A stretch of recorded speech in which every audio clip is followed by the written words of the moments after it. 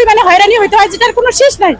আমাদের ছোট বাচ্চা কাচ্চা আছে, এই বাচ্চা কাচ্চাদের নিয়ে আমাদের এইভাবে কষ্ট করে ডিউটি করতে হয়। যখন রোগী সেবা নিতে আসে আমরা তো তখন বলি না যে আগে টাকা দেন তারপর ইনজেকশন দিব, আগে টাকা দেন তারপর ডেলিভারি করাবো, এটা তো আমরা কখনো বলি না। তাহলে আমরা কেন আমাদের কাজের জন্য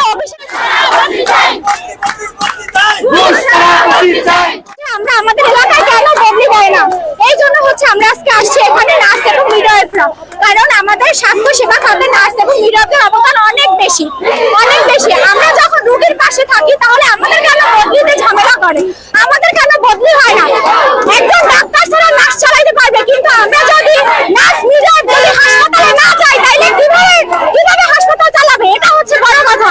আজকে যদি আমাদের দাবি না মানে তাহলে আমরা কর্মবিরতি দিব, প্রতিটা হাসপাতালে আমরা কর্মবিরতি দিব, কাজ করবো না, দেখি কিভাবে হাসপাতাল চালায়।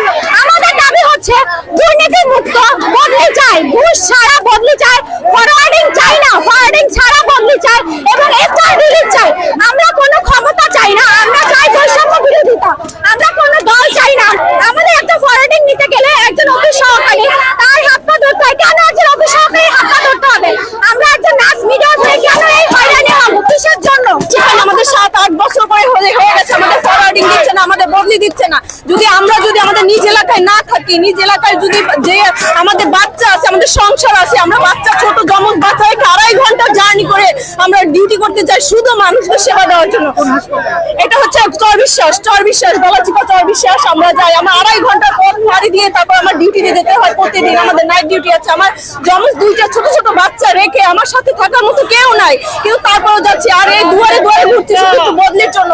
কেন আমরা এই প্রফেশন বেছে নিয়েছি? আমরা মানুষকে সেবা করার জন্য প্রফেশন বেছে নিয়েছি, যাতে আমরা সুন্দর সফলে সেবা দিতে পারি, কিন্তু আমরা তো সেটা পাচ্ছি না। কারণ ফ্যামিলিকে বাচ্চাকে রেখে চলে আসি, আমাদের মেন্টালি ঠিক থাকে না, বাচ্চার দিকে চিন্তা থাকে যে আল্লাহ আমার বাচ্চা বাসায় রেখেছে, আমরা রোগীর সাথে ভালো ব্যবহার চলে আসে না, তখন একটা উন্নত মানের সেবা আমরা রোগীকে দিতে পারি না। আর যদি আমরা নিজ এলাকায় থাকি, আমার যদি মন ফ্রেশ থাকে না, আমার বাসায় ঠিক আছে, আমি তাইলে আমার সেবাটা সম্পূর্ণরূপে দিতে পারি। সেই জন্য আমরা চাই আমাদের নিজ এলাকায় বদলি হোক, ফরওয়ার্ডিং মুক্ত বদলি হোক, ঘুষ মুক্ত। আমরা দ্বারে দ্বারে কেন ঘুরবো? কেন টাকা দিয়ে আমাদের বদলি নিতে হবে? যেই চাকরি আমরা মেধায় কোনো কোঠা ছাড়া মেধায় চাকরি হয়েছে আমাদের কাছে যখন রোগী সেবা নিতে আসে আমরা তো তখন বলি না যে আগে টাকা দেন তারপর ইনজেকশন দিব, আগে টাকা দেন তারপর ডেলিভারি করাবো, এটা তো আমরা কখনো বলি না। তাহলে আমরা কেন আমাদের কাজের জন্য অফিসে টাকা দিতে হয়? আমরা যদি একটা পেপারসে সিগনেচার করাই সেখানে আমাদের টাকা দিতে হবে কেন? আমরা বারবার এ দরজায় ঘুরবো কিসের জন্য? আমরা তো সেবা দানের সময় বলি না আগে টাকা তারপর সেবা, তাহলে আমরা কেন ঘুষ দিতে যাবো?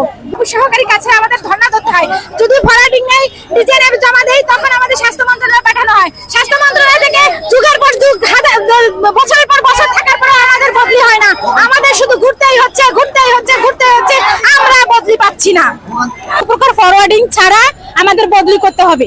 একটা যে যেখানে যেতে চায়, যার যেখানে চাহিত স্থান সেখানে বদলি দিতে হবে। প্রথম কথা হচ্ছে এই প্রথমত যে বদলির জন্য ফরওয়ার্ডিং এর ব্যবস্থা রাখছে, এটার জন্য আমাদেরকে প্রচুর পরিমাণে হয়রানি হইতে হয় যেটার কোনো শেষ নাই। আমাদের ছোট বাচ্চা কাচ্চা আছে, এই বাচ্চা কাচ্চাদের নিয়ে আমাদের এইভাবে কষ্ট করে ডিউটি করতে হয়। কেন প্রশাসন এগুলো দেখবে না? আমরা আমাদের উপজেলায় গিয়ে আমরা কাজ করবো, কেন প্রশাসন এগুলো দেখবে না? আমাদের স্বামী এক জায়গায়, আমাদের বাচ্চা এক জায়গায়, আমরা এক জায়গায়, এগুলো কেন দেখবে না? আমরা শুধু একটাই আমাদের দাবি, আমরা যেখানে যেতে চাই আমাদের চাহিত স্থানে আমাদেরকে কোনো প্রকার ঘুষ ছাড়া, আমাদেরকে কোনো প্রকার ফরওয়ার্ডিং ছাড়া আমাদেরকে বদলি দেওয়া হোক। আমরা শুধু এটাই চাই।